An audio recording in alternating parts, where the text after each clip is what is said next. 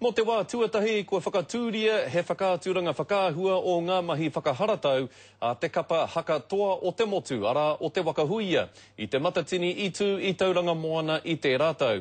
Ko te mea miharo ke hoki nā tētahi wahine no Tiamani, ngā whakaahua i hopu, o tira te whakaaturanga i whakatū.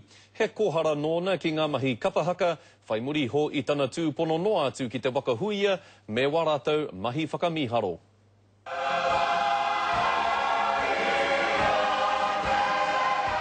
I ai o te pō i te whakarewatanga o te whakaaturanga whakaahua o te kapahaka whakaihuaka o te wakahuia.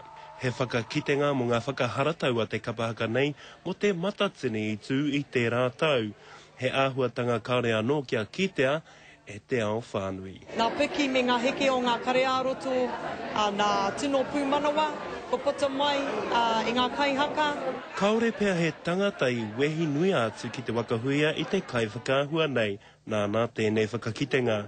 I te tuatahi ko te kaupapa nei he wāhanga noiho o tana hiahia kia kohi whakaahua o ngā momo kanikani katoa i Aotearoa. It just took on a whole life in itself. It became a standalone project, and I was so overwhelmed by the experience. I remember when I got there that I actually couldn't take any photographs because I was so in awe. Te timatanga āhua o kare mātou i tino whakai, engari mai tōna wairua ai ka noho pai, kei wainganui ia mātou. Kei te miharo tēnei pāpā me tamatama i mau i araua i tēnei whakaahua. Ia wiki, ka hareki te prakatihi, waia tatahi, kia noho tahi anō ki roto i ngā āhuatanga o te kapahaka, he tika ngono tēnā kia whakakaha no te hono ki wainganui a Māua uki.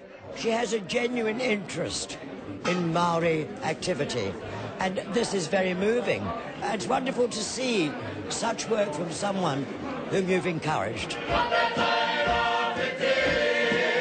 Kei te kōingoa Catherine mā tēnei whakaaturanga ka mārama te iwi whānui ki te ihi, te wehi, me te huarere o ngā taonga a Tānerore. It's just unique. It's just absolutely amazing, and most people, I think, actually don't really know what's behind the scenes and what it means to the Māori world. Kei te pokapū toi o Lake House i takapuna tēnei whakakitenga tai atu ki te tuawha o Hongongoi. Anzac Pikia, te karere.